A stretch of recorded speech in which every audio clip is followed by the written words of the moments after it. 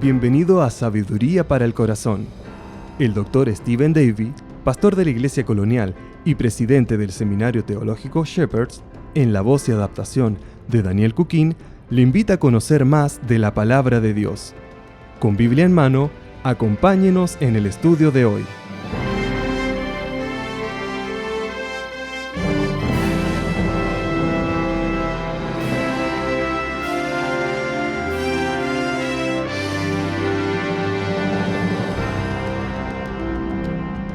Lea cualquier periódico y lo más probable es que se encuentre con un artículo o dos detallando algún escándalo que fue expuesto. Puede ser algún escándalo corporativo, un escándalo amoroso, un escándalo en el mundo de la fama, un escándalo en el gobierno, pero siempre hay algún escándalo que se descubre y luego aparece en el diario. Hice una búsqueda en internet simplemente al poner encubrimiento en el buscador y encontré un montón de resultados. El diccionario define encubrimiento como un intento de esconder evidencia, errores, incompetencia u otra información escandalosa. En un encubrimiento pasivo se usa engaño. Cuando un escándalo se hace público, el descubrir que se intentó encubrir la verdad es generalmente más condenable que el acto original. También encontré un sitio interesante que revelaba los pasos predecibles de un típico encubrimiento. Negación era el primer paso. Luego era ganar tiempo. En otras palabras, el encubridor va a tratar de demorar alguna respuesta. El tercer paso era intimidar o engañar testigos o posibles delatores. Y finalmente, una vez que el asunto se vuelve público, controlar el daño. Algunas cosas nunca cambian. De hecho, tenga en mente estos pasos mientras estudiamos la vida de David y su pecado con Betsabé, lo que empezamos a estudiar en nuestro programa anterior. Va a descubrir que David sigue el mismo patrón. Primero, negación. Él actúa como si nada ha pasado. Ganar tiempo. Él trata de demorar el asunto lo más posible, engañar a un posible delator. David va a tratar de engañar al hombre que podía arruinarlo si se enteraba. Y finalmente, David se dedica a controlar el daño causado por sus acciones. El resultado de todo esto va a ser devastador.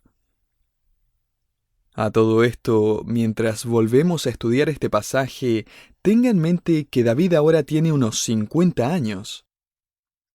David, el cantante y rey, ha compuesto quizás cientos de salmos para ese entonces, cantados por toda la nación. Él es reconocido por todos como un fiel siervo de Dios, un hombre conforme al corazón de Dios. Y a la edad cuando David debería haber estado en su mejor momento para guiar espiritualmente al pueblo y vivir una vida para la gloria de Dios, David no solo va a pecar, sino que va a estar involucrado en uno de los escándalos de encubrimiento más grandes de la historia. De hecho, antes de que nos adentremos a esta escena, permítame hacer dos observaciones. La primera es que la madurez física no quita o disminuye la posibilidad de pecar. En otras palabras, uno nunca es muy viejo para pecar. Uno nunca crece lo suficiente como para superar al tentador. Uno solo le da más tiempo para que lo conozca mejor, para que encuentre y toque sus puntos débiles. Así que nunca baje la guardia, sin importar cuántos años tenga. Nosotros no solo estamos a punto de estudiar el pecado de David con Betsabé, estamos a punto de enfrentar nuestro propio pecado, nuestra propia habilidad de encubrir pecado, ese pecado que quizás se está ocultando bajo la alfombra. Quizás en este momento esto pueda ser una cuenta bancaria, un deseo de popularidad, una relación que sabe que está fuera de los límites, un deseo de comodidad, poder o prestigio. y es que uno nunca está muy viejo como para morder el anzuelo. Hace varios años atrás me acuerdo estar llevando al doctor John Walbor al aeropuerto. Para ese entonces él era el presidente del Seminario Teológico Dallas y un gran amigo. Estábamos conversando acerca de ministerio en general cuando de repente él hizo un comentario inesperado, como si estuviera hablando consigo mismo. De hecho, lo miré por un segundo y lo vi mirando a través de la ventana mientras él repetía para sí mismo: «Realmente quiero terminar en victoria». Y él tenía unos 80 años. La madurez física no quita o disminuye la posibilidad de pecar.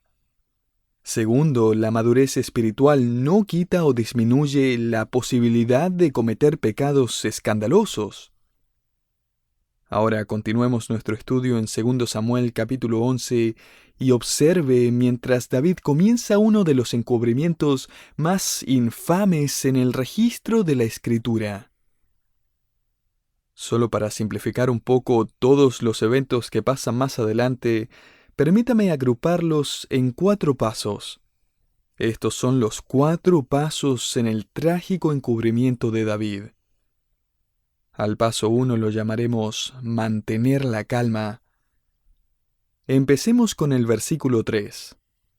Y envió David mensajeros, y la tomó, y vino a él, y él durmió con ella. Ella se había purificado ya de su inmundicia, y se volvió a su casa, y concibió la mujer, y envió a hacerlo saber a David, diciendo: «Estoy embarazada». Entonces David envió a decir a Joab: «Envíame a Urías Heteo». Y Joab envió a Urías a David. Cuando Urías vino a él, David le preguntó por la salud de Joab, por la salud del pueblo y por el estado de la guerra. David es rápido e ingenioso. Él está obviamente devastado por las noticias, pero no entra en pánico. Él mantiene la calma y actúa como si todo estuviera bien. Urías puede haberse preguntado por qué David quería que volviera de la batalla para darle un reporte. Pero nuevamente, él había estado con David por más de 20 años, y ellos tenían una larga relación de amistad.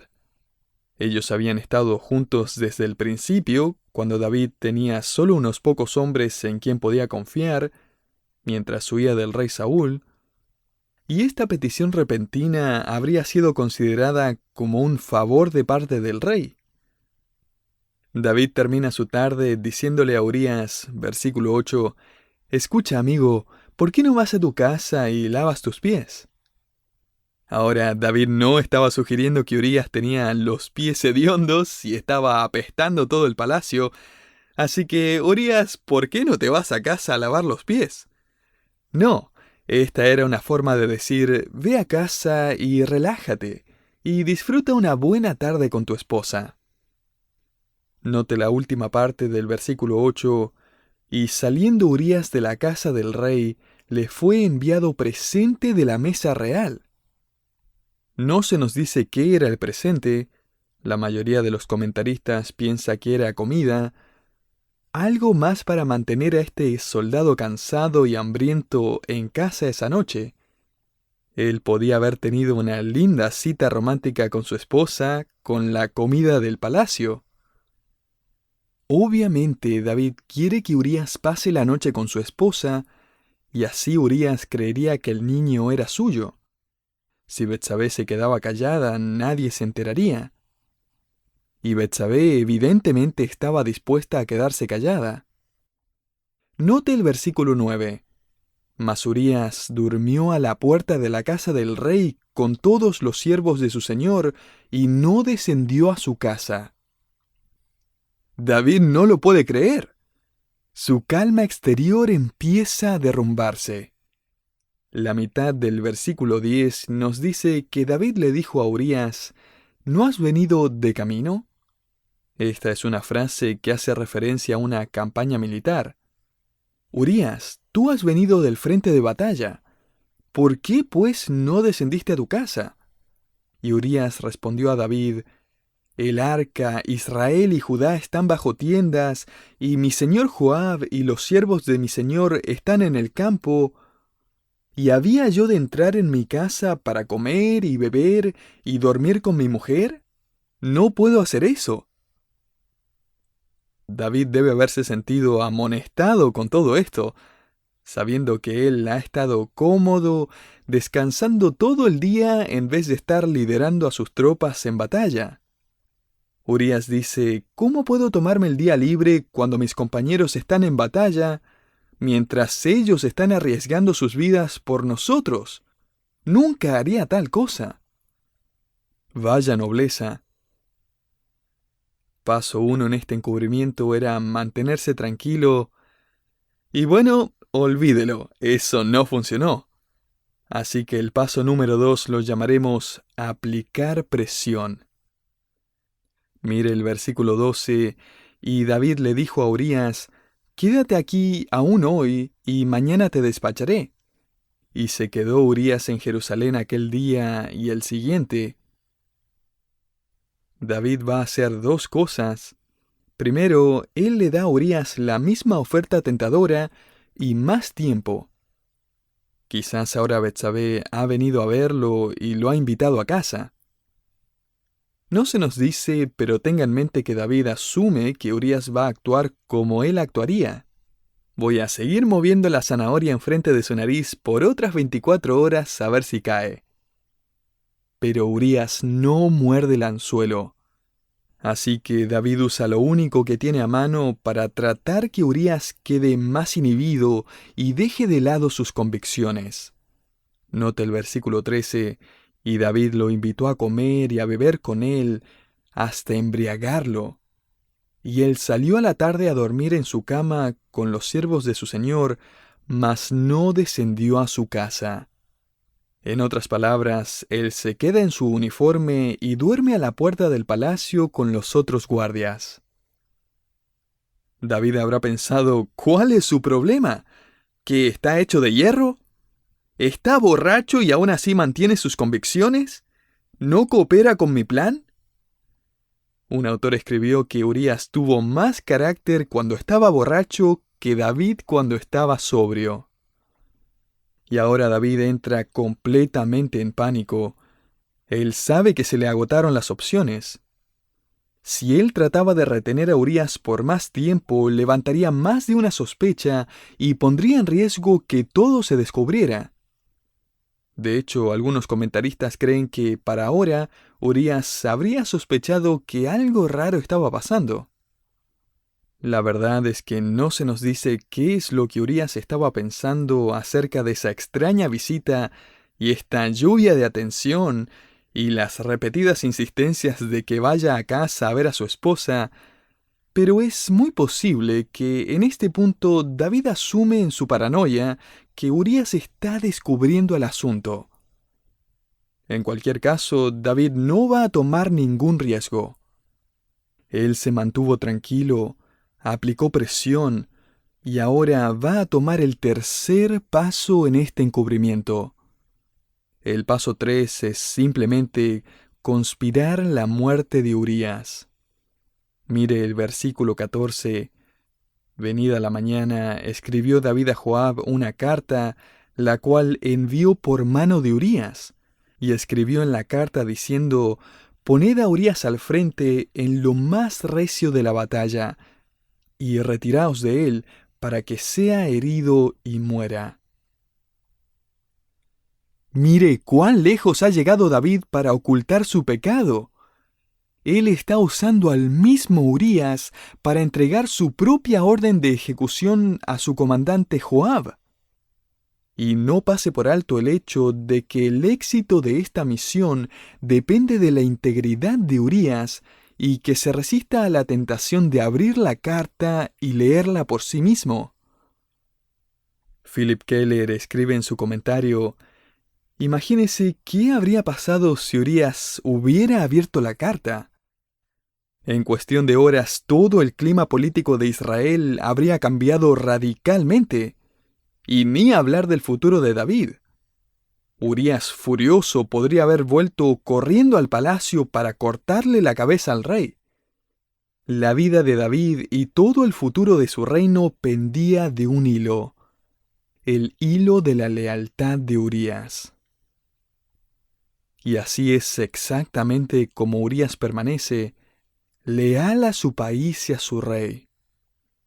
Él es una víctima inocente de la crueldad de un rey que busca desesperadamente encubrir su pecado. Aprovecho a destacar otro principio que encontramos aquí en este pasaje, y es que la persona que busca encubrir su pecado raramente se detiene a pensar que el pecado termina hiriendo mucho más a aquellos que son cercanos. David ha enviado a uno de sus amigos más fieles con la orden de que lo maten y que hagan que todo parezca un accidente. Ahora, Joab se da cuenta que el plan de David tiene un montón de errores. Poner a Urías al frente de batalla y luego dejarlo solo sería muy obvio. Así que el versículo 16 nos dice que Joab arregla un poco el plan. Lo que hace es mandar a Urías a donde se encuentran los mejores soldados enemigos. Y note que Joab mismo está peleando junto con él. Versículo 16. Así fue que cuando Joab sitió la ciudad, puso a Urías en el lugar donde sabía que estaban los hombres más valientes. Y saliendo luego los de la ciudad, pelearon contra Joab, y cayeron algunos del ejército de los siervos de David, y murió también Urías heteo. Note que Urías no es el único que muere. Para encubrir mejor el asesinato y para hacerlo ver como un accidente, Joab deja morir a varios hombres.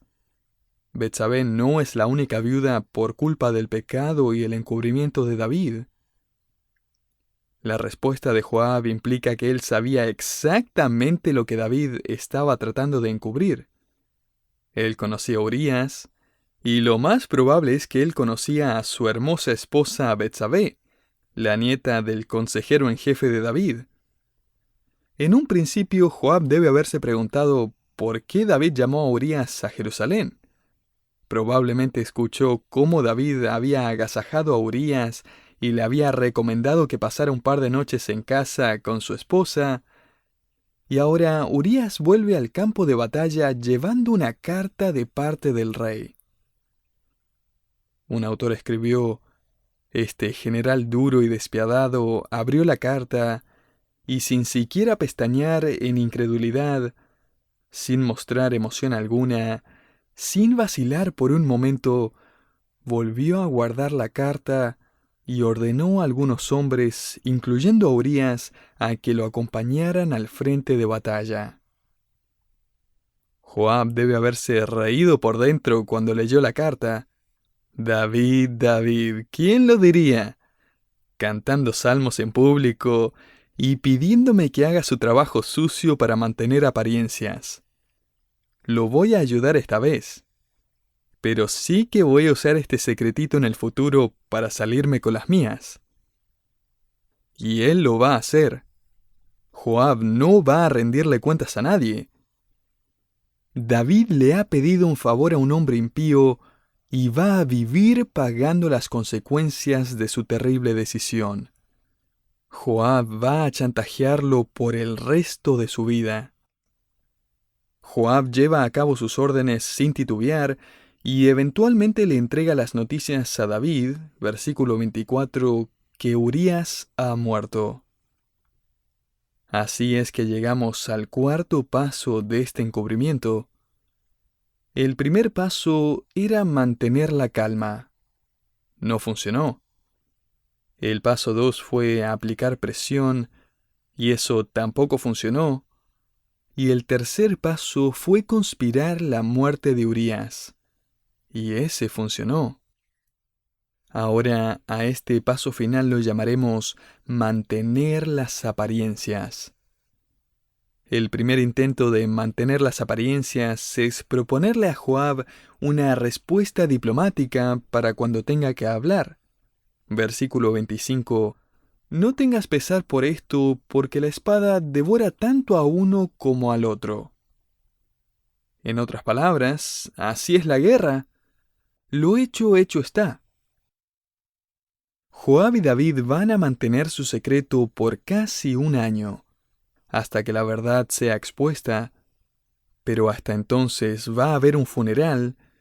David va a dar sus pésames a las familias afectadas y va a decir algunas palabras acerca de la vida y carrera de su fiel camarada, Urías.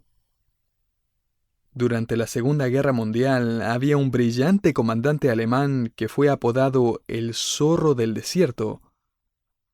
Él se ganó el respeto de ambos sus camaradas y sus enemigos. Este comandante era conocido por ser un líder compasivo. Aún los soldados enemigos, capturados durante la campaña en África, reportaron haber sido tratados humanamente. De hecho, él ignoró las órdenes de matar a los soldados judíos y a los civiles que capturaba. A finales de la guerra, este comandante fue acusado de participar en la conspiración de asesinar a Hitler. Ya que este comandante se había convertido en un héroe a los ojos del pueblo, Hitler sabía que matarlo afectaría su imagen y la moral alemana. Por eso, él le ofreció la oportunidad de suicidarse. Todo lo que tenía que hacer era ir con otros 2 generales y tomar un poco de cianuro. Si lo hacía, le prometieron que su familia recibiría una buena pensión de por vida. Él aceptó. 15 minutos más tarde estaba muerto. A su esposa le informaron que había muerto en batalla. Es más, el mismo Hitler le escribió una carta que decía: «Acepte mis sinceras condolencias por la enorme pérdida que ha sufrido». El jefe de la Fuerza Aérea Alemana, para ayudar a mantener las apariencias, también le escribió a la viuda diciendo: «Estoy profundamente conmovido por la heroica muerte de su esposo».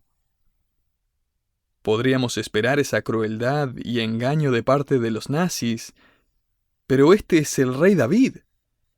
Y a todo esto, no olvide que hay otra persona más involucrada en este encubrimiento.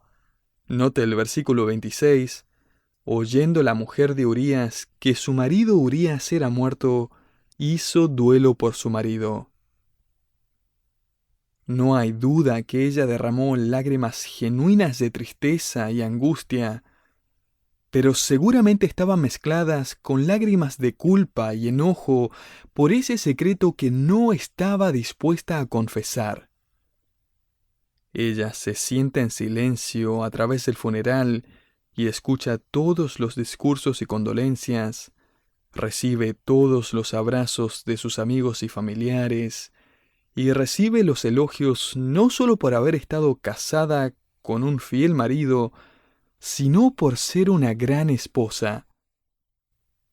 Todo mientras tanto, en secreto, el bebé de David sigue creciendo dentro de su vientre.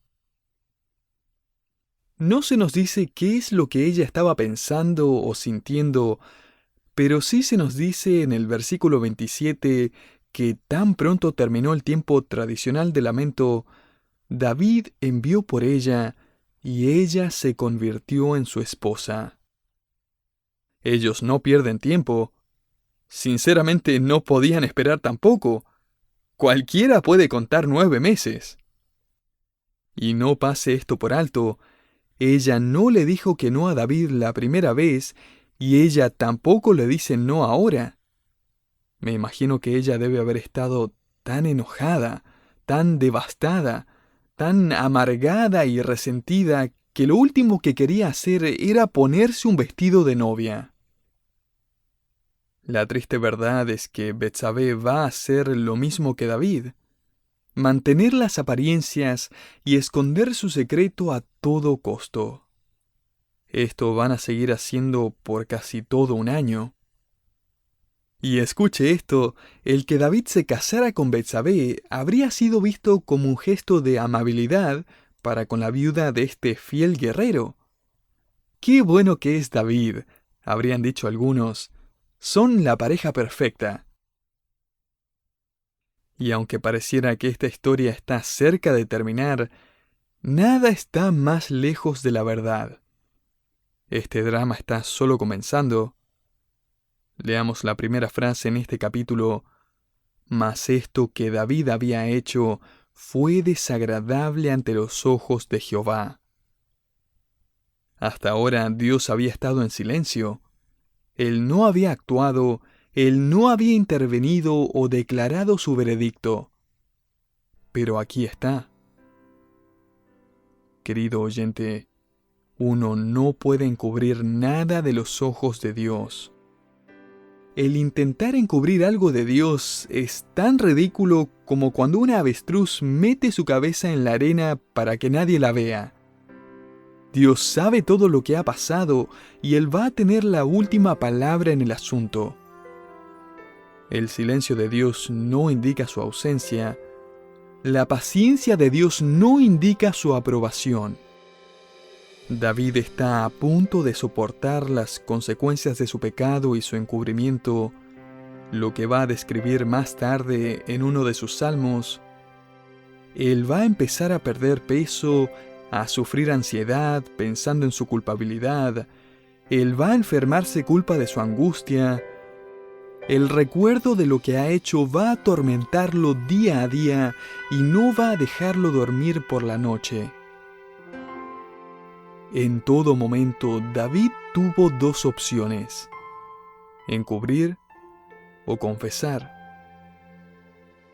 Y nosotros también. Aquí está la lección. No escoja encubrir, escoja confesar. Pídale a Dios que le dé de su gracia y su bondad que guía al arrepentimiento. Sin importar cuán vergonzoso, cuán doloroso, cuán escandaloso sea, no siga tomando el paso 2 o 3 o 4. Deténgase. Deténgase y confiese lo que hay en su corazón. Confiese su pecado y llámelo por su nombre. Y la sangre de Jesucristo va a perdonar sus pecados y limpiarlo de toda maldad.